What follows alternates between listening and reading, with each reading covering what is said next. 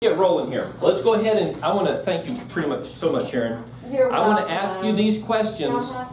Only 3 brought the completed surveys, but I want to see a show of hands on each one. Number 1. What is the minimum dollar amount the buyer can offer as consideration on the non-realty items addendum in order to make it valid and enforceable? $0. $1. I've got 2 different answers. Let's hear a third. Anybody else? What about 1 penny? You $1 people, about a penny. Okay. What's wrong with 0? I'm not giving the answers yet. I'm just going to know what y'all think. Well, how are we supposed to rate it? If y'all already know, then we don't need to have class. Well, tell us the answers as we go. Nope, not yet. I will give you the answer. Within the next 60 minutes, you're going to know. Oh my gosh. So I want to know what you think. Should items normally considered to be personal property, such as sofas or area rugs, ever be included on the seller's exclusion list? Let's see your yeses. Let's see your no's. Okay, excellent, thank you. True or false? Mailbox keys should sometimes be included on the seller's exclusion list. Yes. True. They're not they're actually not. I don't think they're the property. Okay. They're going to the mailbox. I love it, great answers. Number 4. Now listen carefully to this question. Owner's title insurance is primarily designed to protect who? Seller, buyer, lender, title. Seller? Seller. I put seller on that one. Yeah. I put buyer, but I'm Buyer. wondering about that now. I put seller. You gotta read real carefully. Buyer, seller. All right. Lender's title insurance is primarily designed to protect who? Seller, buyer, lender, title. Lender. No debate on that one? No. I want y'all to remember that it was unanimous. Uh-oh. Number 6, true or false? An encumbrance on the title must be cleared before title can be conveyed. True. True. Who said false? There's always one.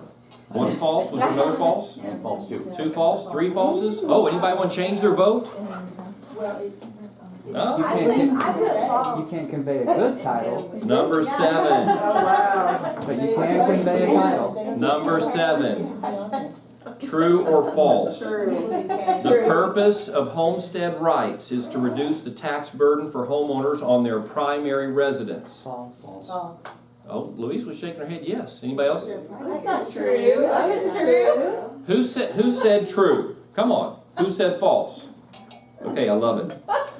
Number 8. True or false? The homestead exemption applies only to the first $1 million of appraised value. True? False?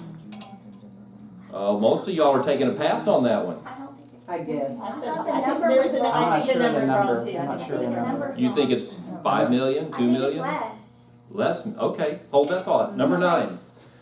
If a general contractor does work on your home and you pay him in full and get a receipt, you can still have a valid mechanics lien put on your home. True? True. False? Okay, bunch of smarty pants in here. Number 10. If oil is discovered in Alden Bridge, the persons or companies who hold the mineral rights can use the surface of the land to drill for oil, even if it's in someone's backyard. True? False? Okay. Oh, Louise was our only false. Frank, are you answering? Yes, we're going to answer all of them. During I promise. I'm confused now. Number 11, true. I want y'all to take a stand right up front, Okay. and then we'll get into it because wanting us to commit. let me just say it's very obvious to me everybody in the room is going to learn something. Okay. Yay. All right. Number 11, true or false? If only one spouse is listed on title, both spouses should still sign the listing agreement. True? True. False? 1 false. Okay, great. Number 12. Although Texas is a community property state, it's still possible for a married person to purchase real estate while married to their current spouse, to which that spouse has no rightful claim of ownership. True? True. False? Okay, thank you for playing, Liz. Number 13. True or false? To protect your buyer, it's best to write in the offer contract or the repair amendment that all repairs are to be done by licensed professionals. True? False. Okay, about evenly split. Number 14, true or false? If the seller doesn't complete required repairs, the buyer can unilaterally postpone closing up to 5 days to allow the seller more time to complete repairs. True? False. False. Okay, even split. Number 15, true or false? It's best if the buyer's agent prepares the MUD and HOA notices. True? False? Okay. Number 16, who is primarily responsible for providing the EPA pamphlet Protect Your Family from Lead in Your Home to prospective buyers of homes built prior to 1978? Who's primarily responsible? Seller, listing agent, buyer agent, or title company? Sellers. Buyer agent. Agent. Okay, I heard seller, listing agent, buyer's agent, and title company. Okay, 17. Who is secondarily responsible? In other words, if the primary doesn't, who's the backup in providing that pamphlet? Seller? Listing agent? Buyer's agent? Title company. Okay, wow, we were about as split as we could get.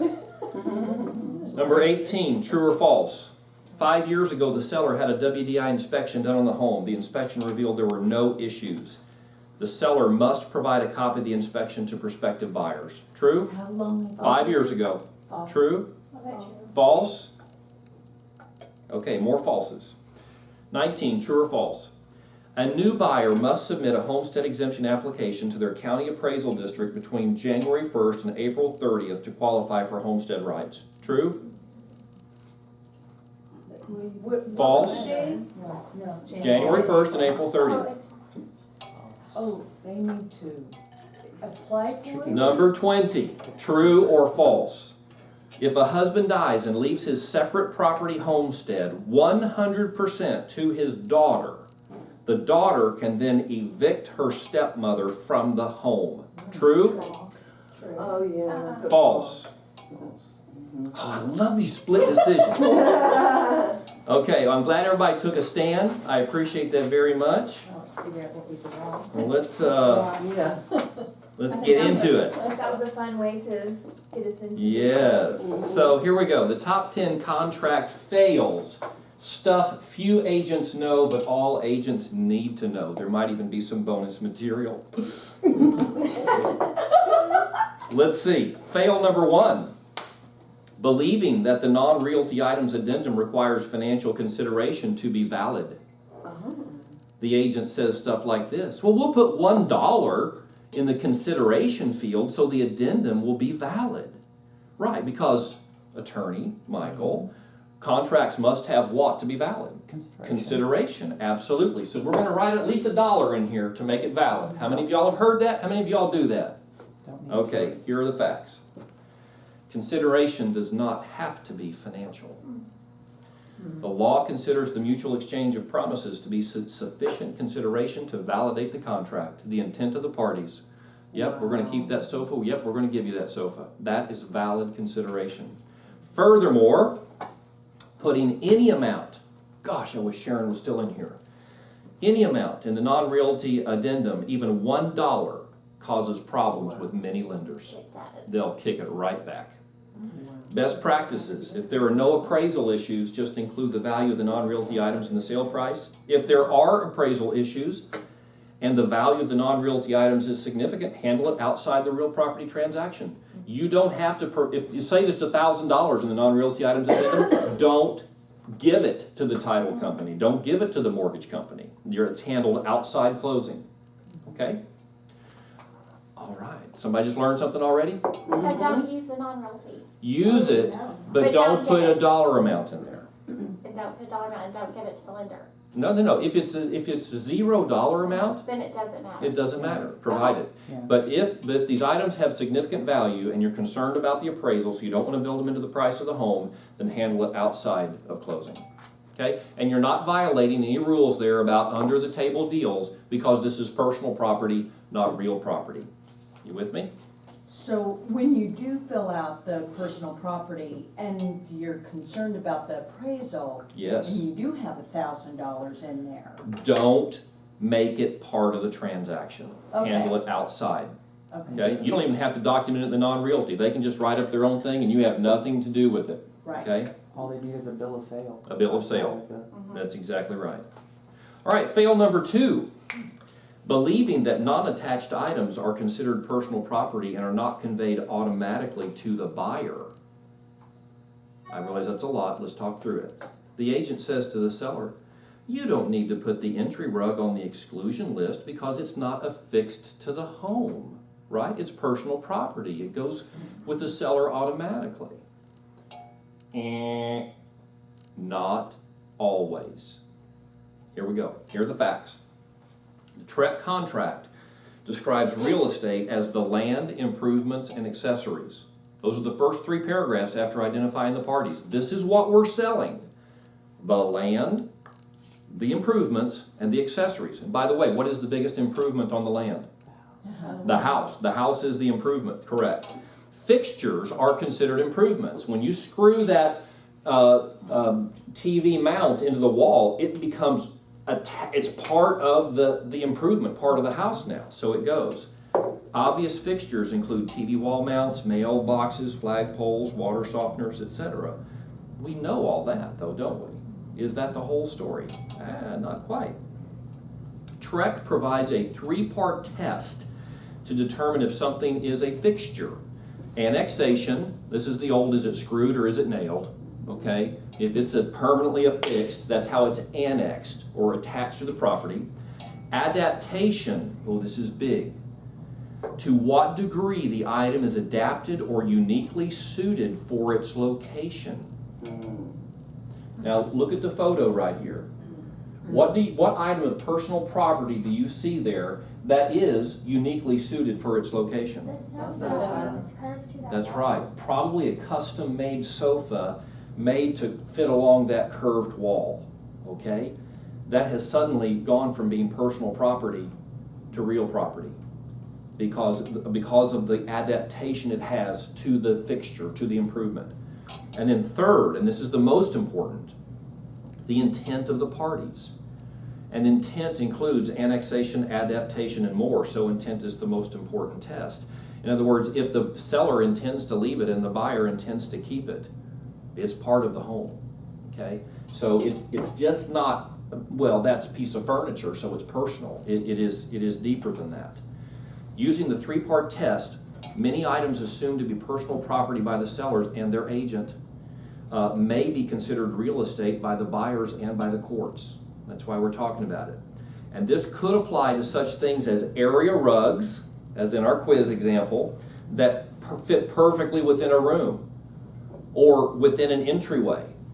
A bird bath, which is the centerpiece of a garden, or even a custom sofa built to fit along a curved wall. Essentially anything can be considered a fixture if it can be shown that it was put in place with the intention of remaining there permanently. So even though this bird bath is not cemented to the ground and a couple burly guys could pick it up and haul it off, if you can say, well, no, it's the centerpiece of this garden. The garden wouldn't be the garden without it. The buyer can make the case. It was put there with the intention of being there permanently, and it's a fixture. Okay? I know it's a little tricky, but that's what I want you to do, is think a little bit more deeply about these things. But wait, there's more. Under the accessories paragraph, other items typically considered personal property are described as part of the property. This is on page 1 of the offer contract, including garage door openers, pool equipment, and mailbox keys. That means the mailbox keys go or stay. Go. No, they stay. That's what it means. It's stay. That's what you meant. They stay.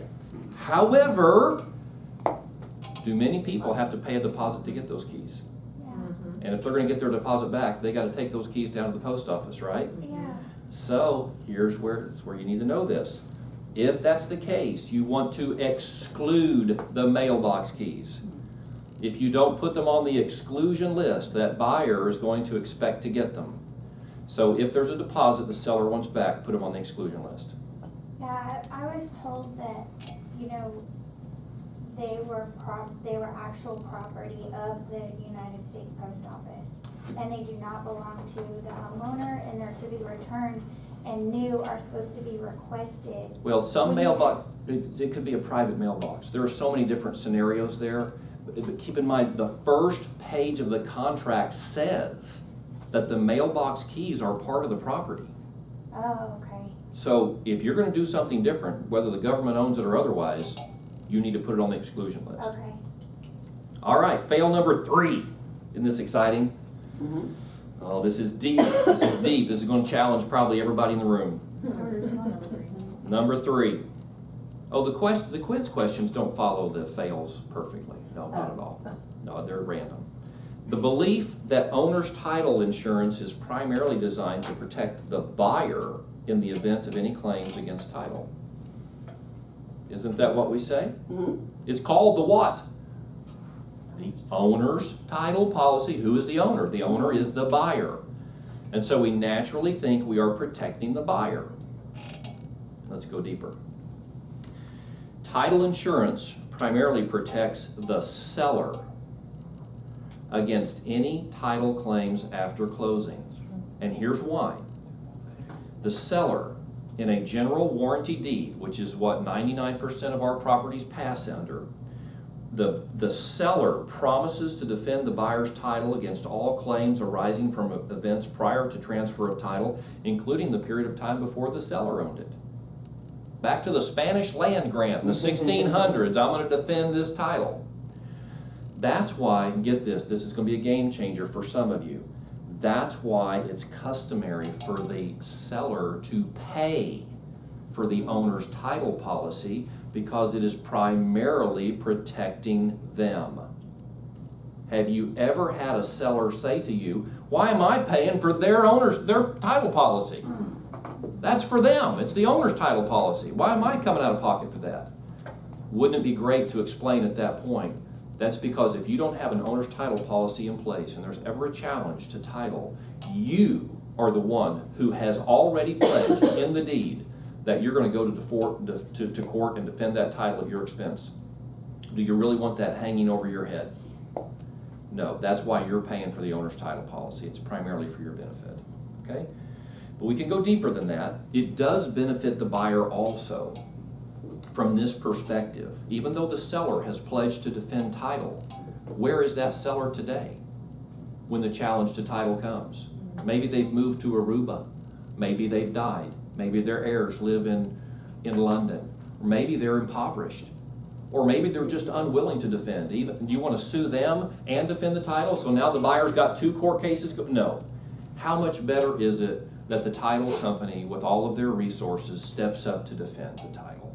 So there is a buyer benefit, but it's secondary to the seller. Y'all with me so far? Okay. Fail number 4, and this is related. I love this one. And I think we got everybody in the room on this one. The belief that the lender's title policy is primarily designed to protect the lender. That seems obvious, doesn't it?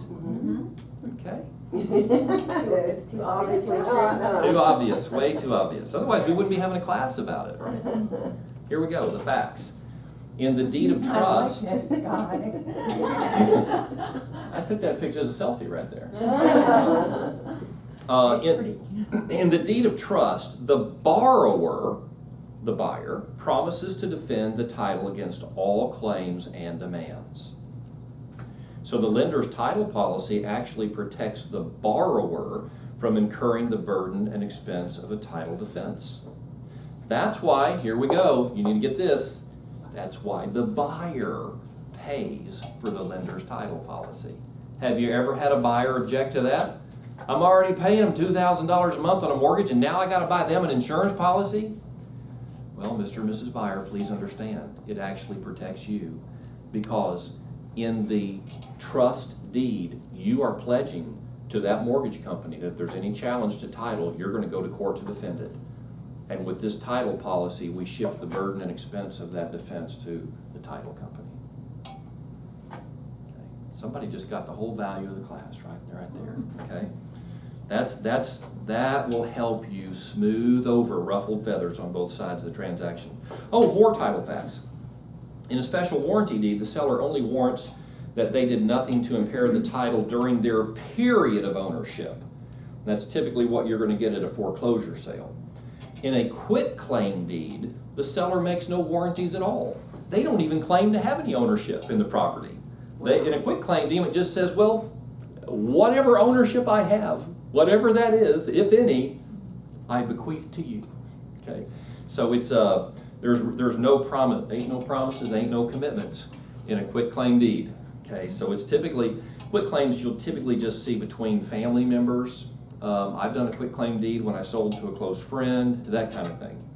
But otherwise, run for the hills from those. All right, fail number 5. I got most of y'all on this one too. Believing that a cloud on the title and an encumbrance on the title are the same thing. The quiz question was, can you pass clear title with an encumbrance? And most of you said no, you can't. That would have been a true question had I said, can you pass a clear title with a cloud on it? No, you can't. But an encumbrance, we do it every single time we pass title. Those titles are loaded with encumbrances. And I'll make that a little clearer to you. Here we go, the facts. A cloud is an encumbrance on the title which must be cleared up before title can be issued. Clouds are often, but not always, the result of errors. Common clouds include recording errors, a mistyped address, a misspelled name. Okay, we got to clear that up before we can pass title, but it's easily taken care of. Liens, which should have been released but weren't. A chattel lien, by the way, what's chattel? Personal property. Personal property, such as a sofa. We borrowed money from Rooms to Go, okay, but we didn't pay it, so they put a lien on the house. Okay, they can do that, right? Because the furniture is improving. It's considered part of that house now because it's improving the value of the house. Mechanics liens that they were paid off, but the person who put the lien never went back and did a release. They didn't clear it. So you're just cleaning stuff up. That's what a cloud is doing. They can be removed by the original claimant releasing the lien, or by court action in a quiet title lawsuit, where let's just say that Rooms to Go went out of business, okay, and that lien is still on there. Or Lewis Shanks, they are going out of business. They're not even around to remove it. So you go to court in a quiet title lawsuit, and a judge clears that cloud off, okay, releases that lien, okay? Oh, but wait, there's more. Encumbrances limit an owner's right to use the property, but they do not prevent conveying ownership. With this exception, valid mortgages and liens must be paid off prior to the conveyance. But I've put a list of common encumbrances on the board here. A mortgage is an encumbrance, a chattel mortgage, a drainage ditch, which is a chattel mortgage? That's personal property. Oh. Okay? Yeah, personal property. Anything that goes inside the home. A sidewalk is an encumbrance, a power line. By the way, we're not getting rid of those before closing, are we? No. An HOA is an encumbrance. I want you to think about this. Fee simple is the broadest type of ownership that you can have of property. Fee simple refers to all the bundle of rights that an owner has in a property. An encumbrance removes a right. If you're in an HOA, do you have all rights to that property? No, they're going to tell you when you're going to cut your lawn and what color you're going to paint the outside. So an ownership right has been removed. That's an encumbrance. Okay? If there's an easement at the back of your property for the utility district, do you have every right to use that property? There's limitations. You can't put permanent structures back there. A right has been removed from the bundle. But that doesn't mean that you can't pass title. Those encumbrances are still going to be there. So a cloud and an encumbrance are not the same thing. So with all of these encumbrances, and let's talk about the mortgage for just a moment. How do we pass title if the moment we pass title, it's being paid for with the loan, right? A new mortgage, which is an encumbrance. How does it pass with that encumbrance on there? Or all these other deed restrictions in HOA. Here's how it happens, and you'll read this in the title commitment. Well, that's asking a lot right there, isn't it? If you actually look at those title commitments when they come in, it'll say this: fee simple ownership subject to the new mortgage or a lease. If you're buying investment property, there's already a tenant in the home, you're buying it subject to that lease because that tenant has ownership rights in the home. A lease grants ownership rights. We don't typically think of it that way. But they have the right to occupy the home. That's an ownership right. Possess and occupy. They have the right to quiet enjoyment. That's an ownership right. And so we're passing title, fee simple, subject to all of these encumbrance on the property. That's how it happens. So back to the quiz question, can you pass clear title with encumbrances in place? Yeah, subject to those encumbrances. There you go. All right, fail number 6. Oh, I think I got everybody on this one. We'll see. Confusing homestead rights with the homestead exemption. Agents almost universally believe that homestead is all about providing a tax deduction on the primary residence. Okay? It's really not. So if a buyer comes in from out of state where they don't have homestead and they say, what's a homestead? And you say, oh, well, it reduces your property taxes by 15 to 20% on your primary residence. Fail. Okay? That's not it. Let's clear this up. Homestead is a Texas law that provides some protection from a primary residence being foreclosed upon and the occupants being thereby made homeless. Did you know that? That's what it's designed for. You know, you can file bankruptcy in Texas and they can't take your house if it's your homestead. Okay? They can't take it. The homestead exemption, this is, now we're talking about something different. Okay? The homestead exemption removes part of the value of a primary residence from taxation, thereby reducing the tax burden. Okay? Now I asked a quiz question. I'm going to ask it again. A new homeowner, in order to qualify for homestead rights, must file an application with their county appraisal district between January 1st and April 30th in order to attain their homestead rights. True or false? The answer is false. Tell me why it's false. Because your dates are wrong. It's not the dates. The dates are correct. Homestead rights attached to every landowner in Texas under the Constitution. That's exactly right. You do not have to apply for anything to get your homestead rights. If that's your primary residence, that is your homestead. What do you have to apply for with your appraisal district between the homestead exemption? Tricky. This is like taking our real estate exam. But isn't that important? Yes, it's good. Isn't that good to know? Yes. Okay? Yeah, because I got it wrong. Yeah, see? We're even teaching you something. I love it. All right, homestead. Just a little bit deeper. Has two primary purposes: to prevent homeowners from being forced to sell and leave their home to satisfy debts and judgments. The government does not want people put out of their home just because they can't pay their bills. That creates more problems for society, more obligations for the government. So even if you can't pay your credit card bills and your electric bill, they do not want you and your 3 children being put on the streets. That's what homestead is all about. Okay? And you don't have to file, No. have a homestead exemption. If it's your primary residence, and you own it, it's your homestead. Okay. Yes, sir. And it's your only one. That's not going to apply to the lender of the loan for the house. Hold that thought. You know. You're so smart, you're already ahead of me. Yeah, hold on there. Secondary purpose: to allow widows and widowers to stay in their home for the rest of their lives, even if the property is devised to other heirs, devised passing by will. And that was the quiz question I gave you. You know, the husband, it's separate property, because you can have separate property in Texas, even if you buy it when you're married. If it's purchased with separate funds, or it's given to you as a gift, or given to you through a will, it doesn't automatically, your spouse doesn't automatically have rights in that. Okay? But if the spouse is living in it, and the spouse stays. So it's a homestead. It's a homestead for that spouse. Even though they don't have any ownership, it's their primary residence. They were married to the person who owned it. So the stepdaughter cannot evict the stepmother. Wow, and I know someone who did, Number under that 20. scenario. Mom gets a Okay. life estate. She gets a life estate. She can stay there as long as she lives. Now, she has to maintain the property, but guess what? The stepdaughter has to make sure the taxes are paid. Oh, wow. Yeah, so it's a little bit of an odd situation. Okay? Can they charge him rent?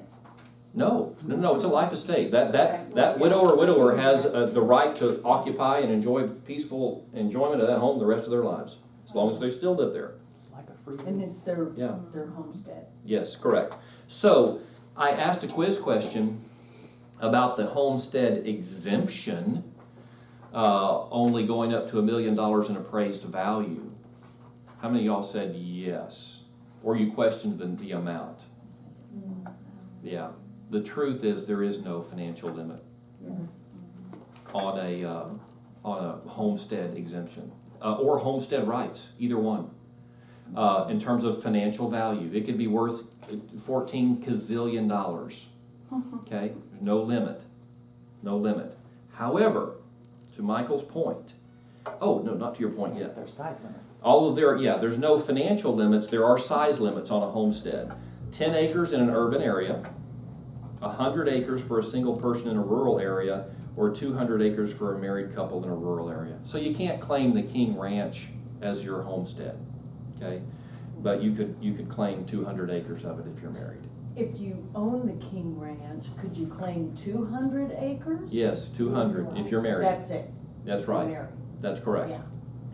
That's correct. So if you own the King Ranch and you're married, and you file bankruptcy, you're going to be able to keep 200 acres in the house, and they can take the rest of it.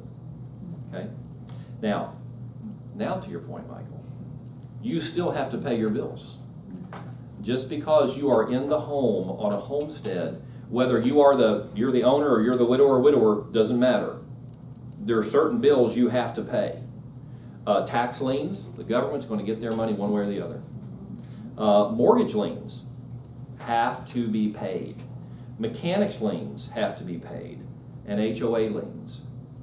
And the reason for mortgage, mechanics, and HOA is that all three of those are considered to have an ownership right in the property. Well, at least with the mechanics and a mortgage lien, ownership rights. And the HOA is ownership rights too. And so that's why they can foreclose. If you don't pay your HOA bill, or you don't pay the HVAC vendor when they put a new air conditioning unit in your house, they can foreclose on you. So you still have to pay your bills, even if it's your homestead. Okay, but you're going into foreclosure and that's your homestead. But that's the mortgage, right? The foreclosure is on the mortgage. They can foreclose on you and put you out, absolutely. Now, if you don't pay your credit card bills and you have to declare bankruptcy, they're not going to kick you out of your house. But you better pay your mortgage. So the daughter doesn't pay the taxes, then it becomes a tax lien and then she has to pay it, right? Somebody has to pay that taxes, or the government will foreclose on it. Okay. So if you really want your stepmom out, don't pay the taxes. Yeah. Lose the house Yeah, it's like, anyways, you know. And stepmom will run down and pay the taxes. Yeah. Right, and then she'll get it. Yeah. Okay, so here we go. Beware of the mechanic's lien. And this was a test question. I think most of y'all got this right. If a contractor does work on your home and you pay him in full and get a receipt, can a valid mechanic's lien still be put on your home? The answer is yes. Because if the general contractor did not pay the subs, the subs can put a lien on your house. Yeah. And you, to clear that lien, can end up paying twice. So if you hire a general contractor to do work on your house, before you pay that, if they're using subs, you need to make sure that they have paid their subs before you pay the contractor. Work out something, get some proof of payment. Otherwise, you're on the hook. Yes, sir, And ma'am. that's especially true with pool companies. Yeah, because they don't pay their subs. Yeah, well, you don't necessarily know that it's a sub. That's right. Because they'll say, my guys, this, Yes, whatever. that's right. And we found out by accident in Austin that one was not. and Yeah. then wasn't paying several of them. And so we had to get lien saying that there would be no lien, that they were paid. Yeah. How do Because you the guy ensure kept that? lying. How do you ensure they get Yeah. paid though? Well, You have to ask them. let's let Michael address that. Well, I mean, with residential, this is a real big problem. When you look at commercial deals, when you have the general contractors contract with the subcontractors, there are elaborate release provisions and proof provisions. But with residential, oftentimes, all you're gonna have is the contractor's invoice. And so either, when you're, you can either talk to an attorney and have them draft up something that has all these kind of release provisions in it that protects the owner, or the owner can, just really dog the general contractor and get written statements saying, I have paid all my subs, and have it notarized, and then if the GC is lying and you do end up in court, then you got something on paper. Yeah, go back against them for. So just beware, it's tough to have a good, clear solution for that, but be careful. Fail number 7, I think I got everybody on this one, almost. Fail number 7, misunderstanding mineral rights. So we do all understand, right, that the owner of the mineral rights has the right to use the surface of the land to access the minerals, right? They can pop that oil derrick in there if they own the mineral rights. But don't they still have to rent the land? and get- No, they do not have to pay any compensation to the landowner to access their minerals. They do not, and that's what tricked many of you all. So let's go a little bit deeper on it. So the agent says, the mineral rights on this property are owned by someone else. That means if they believe oil is present, they can drill on the property. But don't worry, it's unlikely that would ever happen. Have you ever said that? Don't worry about it. Yeah, they have the right to, but I wouldn't worry. Don't lose any sleep over it. Well, unlikely doesn't provide a lot of assurance. And in 95% of the properties we sell, we can provide greater assurances than that nobody will be drilling in their backyard. Okay? Here's why. Yes, owners of mineral rights have the right to use the surface of the land to access those minerals regardless of the nuisance or inconvenience it causes to the landowner, and they do not have to provide compensation. However, those rights are subject to other prevailing interests such as deed restrictions and local land use regulations that prevent drilling and excavating. Mineral rights is not carte blanche to just haul your trailer over the back fence and start digging. Okay? They're subject to the same encumbrances that the rest of us are. So as long as the HOA or the local government has taken care to draft appropriate restrictions, no subdivision or homeowner need to be concerned about an oil company putting up a rig in your backyard. Okay? So my test question said Alden Bridge. Do you think Alden Bridge has deed restrictions that would prevent an oil rig from going in place? I can assure you they do. Okay, fail number 8. Believing that if only one spouse holds title, only that spouse needs to sign the listing agreement. I think most of y'all got this one right. You said no, they both should sign. But now I'm going to push you a little bit on that. Why? Why should both sign? Because both's gonna have to sign to close. You sign what specifically? The closing docs. The what? The deed. The deed. That's right. In a community, and by the way, even though that's not necessarily legally required that both spouses do that, the title company is going to insist on it to protect them against future claims from the non-titled spouse. Okay? And I think I mentioned this a moment ago, but I put it in writing here. It is possible to have separate property in a community property state. Yes, sir. That's true, but in the case of a married couple, say husband bought the house before the marriage, but then after they were married, they lived in the property, and if any of their marital funds were used after that time to improve it or Absolutely. maintain it, That's right. then she has an ownership interest in it. So it does get complicated. That's a very good point. If they both lived in it for some time and used community funds to, repaint the living room. And that's even with a prenup, right? If she used her funds in that property after. It depends on the prenup. Yeah, you're way deeper over my head there. Okay, so why do both spouses sign? The title company is going to insist that they both sign the deed, and the same rationale can be used for having both spouses sign the listing agreement. And I tell you what, I think y'all learn more from my failures than my success stories. This is one of mine. I had a single spouse on title, so I told her, your husband doesn't need to sign the listing agreement. And technically he didn't. But he was he was an evil person. I can say that, right? He was an evil, this is being recorded, the evil person. And we got down to closing, title company wants him to sign the deed. He said, well, I didn't sign the listing agreement, I'm not signing the deed. No way, Frank. And they were still married? They were still married. It was a bargaining chip. She knew he was evil too, but she's sticking with him. He beat me up for $2,000 out of my commission to get him to sign that. Now, in many circumstances, you would say, hey, you're the one, I have no skin in this game, right? Because it's the wife on title who signed a contract. And if she doesn't close on this home, she can be sued for specific performance. Yeah. Okay? But I was so sick of these people, I just wanted it done. Like $2,000 to get you out of my life, here we go. Okay? But that was an expensive learning lesson. So get everybody who could have any possible ownership claim, even if they're not on title right now, get them on the listing agreement. And it'll just, that's no guarantee they're going to sign the deed, but it's additional leverage. What about if it's just the buyer? Husband and wife are there, but the husband only signs when they're the buyer. You mean on the deed? Yeah. If he's married, it's community property. Yeah. It's still community. Yeah, if there, Is it a problem?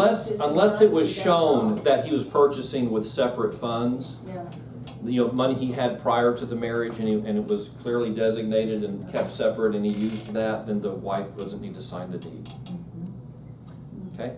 All right, fail number 9. I got some of y'all on this one. I see this one all the time. Writing in special provisions or a repair amendment that repairs are to be done by licensed professionals. Why is that a fail? Why do we not need to do that? It's already in It's the already contract. in the contract. Thank you. Thank you. You didn't know that, Rosemary? You caught me on that I one. thought I taught you better than that. I told you I was listening like 90% of the Okay, time. all right. Here goes. The 1 to 4 contract already states in paragraph 7F, quote, repairs and treatments must be performed by persons who are licensed or otherwise authorized by law to provide such repairs and treatments. And Trek even makes a big deal sometimes about agents who write things in special provisions that are already covered by contracts and contract addendums. How about having the house professionally cleaned? Well, that's different because I mean, and it's a clean house, to begin with. No, It's a but you nice can say that house. because what you are specifically stating is it's not sufficient for the home just to be clean, but you want a professional doing the cleaning. That's different. And That's that different. can go in special provisions. It can. Mhm. That's not in the contract. Yeah, or a repair amendment. Yes. Do you negotiate a price for that? I'm thinking when I sold my house, we had it in there. Well, that's different in every situation. Typically, you're just going to require that it be professionally cleaned, and then get the receipt. If your seller wants to put in GFCIs, you better do it before you list it. If the seller wants to put them in. Oh, that's right, because once it's listed, or certainly once it's under contract, they're going to want a licensed electrician to put them in. So that's like, if you're going to keep that chandelier in the dining room, let's take it down before we go on market. That's just going to avoid problems. That's a good point. All right, fail number 10.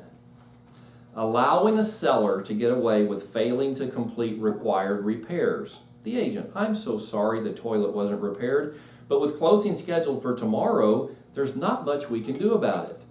By the way, how do we normally solve these problems, agents? Request receipts. That's being proactive. I'm saying we're there an hour before closing and a relatively minor repair wasn't completed. How do we normally satisfy the buyer? Throw money at it. That's, we have one truthful agent in the room. That's right. I know it's frustrating. I tell you what, I'll take care of it. I got a plumber. I'll take care of it. Don't you worry about it. Let's go close. That's normally what happens, right? We come out, we're buying other families' refrigerators and paying for their plumbing bills. And what I'm saying is there are other options. One is being proactive. That's the best answer. and managing this process all along, getting receipts, getting photos, not waiting to the last moment. But if you do get to the last moment and something's not done, the buyer has options. And I want to review those with you. By the way, the quiz question was, can the buyer unilaterally postpone closing up to 5 days if repairs aren't completed? How many of y'all said true? I think so. Okay, let's look at what the contract says. Okay? Contract options other than paying for the repair yourself. Okay? You can negotiate a financial settlement via an amendment. You can terminate the contract and receive earnest money as liquidated damages. They get their own money back. You can sue them for specific performance. These are options.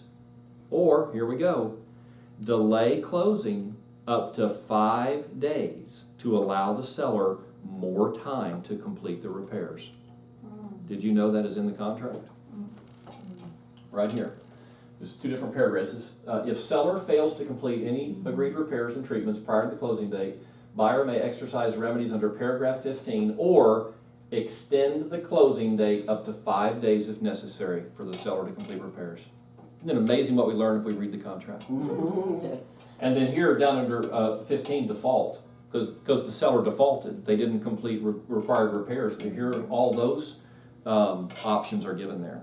So just don't feel obligated that you're going to have to write a check to solve the problem. There are options. Well, that's the buyer fails to comply. Well, it is in the first sentence, but if you go further down, Oh, I see, If yeah, seller if fails. seller fails. if seller fails. Yeah. And Oh. can if seller doesn't comply with the contract, seller Seller will be in default, and buyer may A, enforce specific performance, seek other relief as may be provided by law, or both, or B, terminate the contract and receive the earnest money, thereby releasing both parties from the contract. They just get their money back and walk away. They have that option. But you can issue an addendum right away after Yes. closing them to get it done? To get what? No, you don't have any authority after closing. You're going to extend the closing. You're going to push out 5 days on closing Okay, got it. and say, get it done. You can do Otherwise, we have other options. an amendment that To would the buyer, enforce yes, specific seller. performance. Specific performance means Seller has- yeah. you have a contract to sell me this house in this condition with these repairs, and doggone it, I'm going to sue you to make you do it. Yeah. Nobody wants to do that, but Court order. I mean, that's the big club you've got, right? That's the Right. nuclear option. Now, I said the top 10 contract fails. Who wants just a couple more?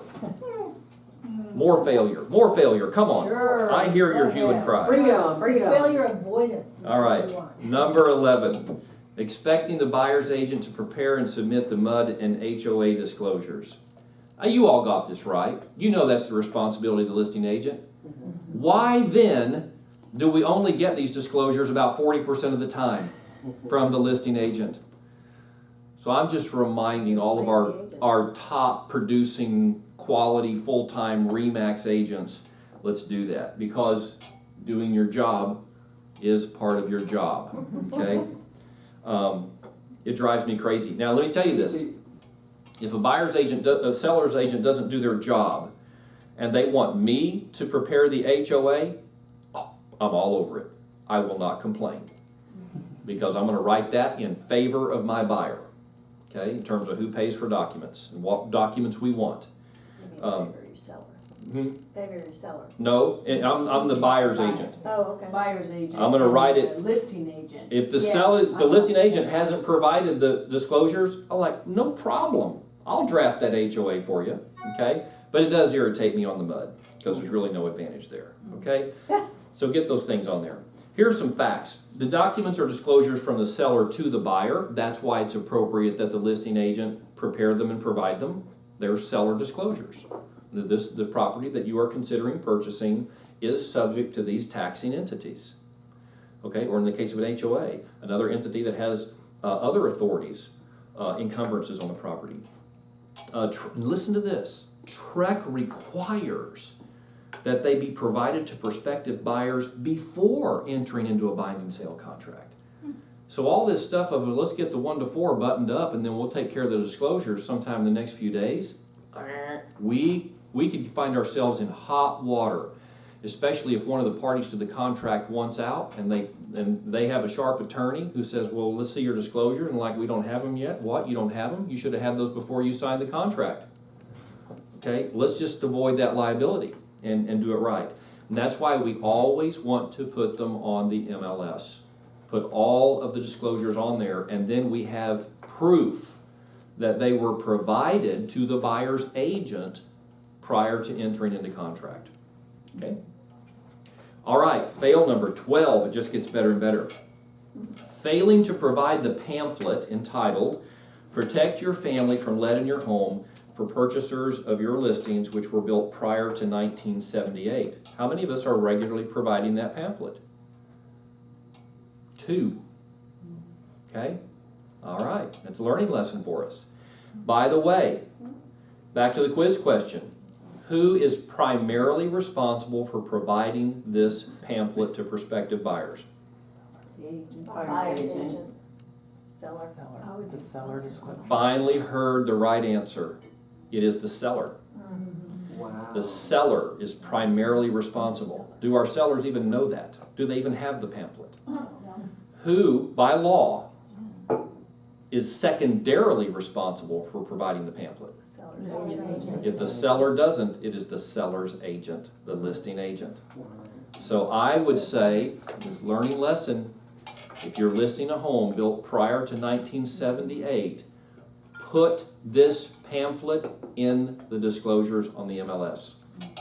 Boom, you have done it.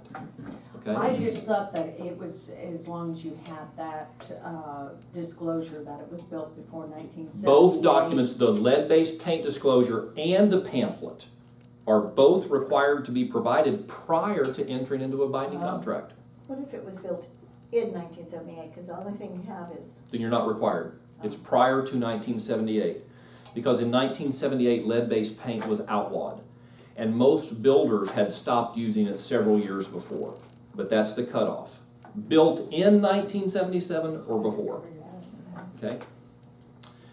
All right.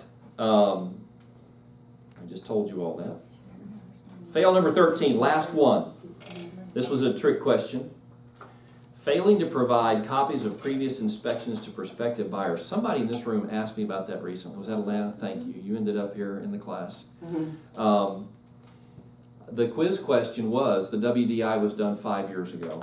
Is it required to be disclosed to prospective buyers? Say yes. Say no. No. Alana, why no? 4 years. That's right. There you go. Yeah, it's Thank you, stated. Frank.